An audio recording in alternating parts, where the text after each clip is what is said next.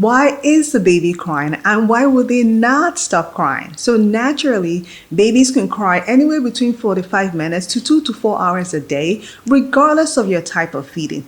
And this may happen within the first 3 to 6 months, and every baby is different. In this video, I'm going to be talking about common reasons that babies may cry, but also uncommon ones we see in the ER so you can know how to troubleshoot at home. The most common reason is hunger. As we know, babies cannot communicate their needs through talking, so they cry to be able to tell us what they need, and most of the time it is food. Most babies feed every 2 to 4 hours within the first 3 to 6 months of life, and that can differ for baby, but also as they grow. So you can start noticing the timing of their schedules. They may get fussy and cry, or you can also notice the hunger cues so you can feed them before they start crying. The other part of feeding that may actually make babies cry is overfeeding. A lot of babies may not know how much they can tolerate, so they tend to suck down anything that comes through their lips. And because the size of their belly is just about a cherry when they are that young, they are more likely to get uncomfortable. Some of them might spit up because they're full, and some of them might get fussy and cry because their belly is bloated and seems uncomfortable. So as a parent, we have to find a balance between feeding them and not overfeeding them. So if you recently fed them, they continue to cry, it may be a different reason they're crying and not just hunger, so you can avoid overfeeding them or causing the same discomfort. Next is diaper change. Everyone is uncomfortable when they're sitting on something wet. It's the same thing as our baby. You can actually consider changing their diapers before feeding them, or vice versa, whatever works for you, but diaper change is a common reason babies may just get fussy and cry persistently.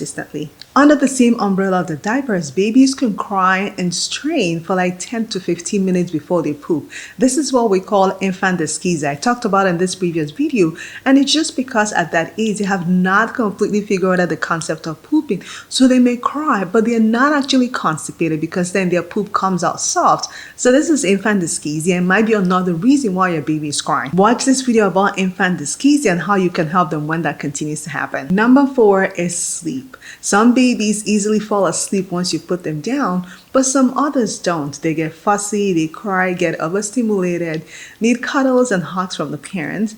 In some cases, swaddling, rocking, and white noise might be able to help soothe them and help put them to sleep. And then another common one, which a lot of us cannot explain what causes it, is colic. It is a period of time, usually starts between 3 to 4 weeks and may last about 3 months, when your baby cries intensely like they're uncomfortable and nothing actually soothes them. So colic usually follows a pattern of 3, so the baby might cry for 3 hours a day, 3 times a week, and may last about 3 weeks. Babies with colic always seem very uncomfortable, and they're uncomfortable, but they actually have no underlying medical problems. There are a lot of maneuvers that can help with colic, swaddling, rocking. If you want me to do a whole new video on colic and how to manage it, leave me a comment in the comment section and I will definitely get to that. And now for a list of uncommon reasons babies cry that I always want you to remember to check for. Number 1 is hair tourniquet. So hair tourniquet happens in babies commonly when they lose hair strand from the parent or from a cloth like a sock, wraps around their digits and becomes so tight that it constricts blood supply. It can happen on the fingers, toes, the penis, and even the vulva, but because their digits are so small, it's not easily noticeable until it becomes so swollen and red and almost losing blood supply. Most babies that have hair tourniquet are inconsolable, so that means your baby is crying persistently and nothing makes them better. So if you ever have a baby who's been fed, changed diapers, slept, and continues to cry, you always want to check their toes and their feet and their genitals to make sure there's no strand of hair wrapped around it. So hair tourniquet in babies need to be removed as soon as possible. So if you notice it, you can use a tweezer to take it out, or you'll talk to your regular doctor about using a hair remover cream, or you can get to the nearest hospital so you can get help in taking it out. Another uncommon reason is corneal abrasions. You haven't noticed before, your baby's nose grows with the speed of light, and they're more likely to scratch their faces and their ears and some other parts of their body.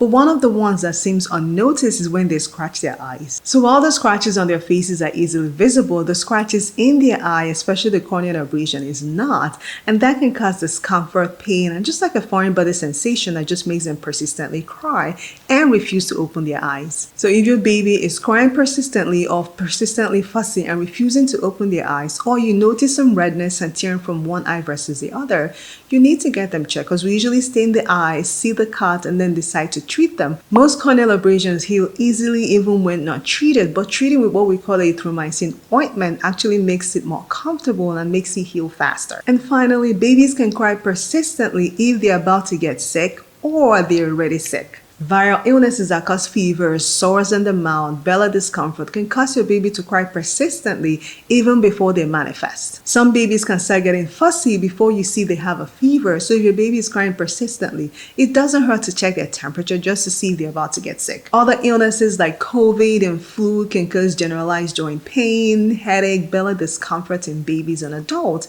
and that might manifest in babies as being fussy and cry persistently. So talking to your regular doctor about giving some pain medication like acetaminophen and ibuprofen can also be a place to start. Bacterial infections or urinary tract infections or ear infection may manifest as fussiness and crying in babies. So again, if your babies have no other symptoms but persistently crying and you've done all the troubleshooting, please get them seen in an emergency room or by a regular pediatrician to do a full examination and see if there's anything else that's hurting them that we can help them with. While this is not a comprehensive list, these are common and uncommon reasons that babies may cry, so you can start troubleshooting with this at home while you continue to seek it. Again, you know your babies and your kids better than anyone can, so don't forget to advocate. Don't forget to seek care early, even if it's the most minor thing that you think doesn't count. We're always there to help you. Don't forget to subscribe, and I will see you in the next video.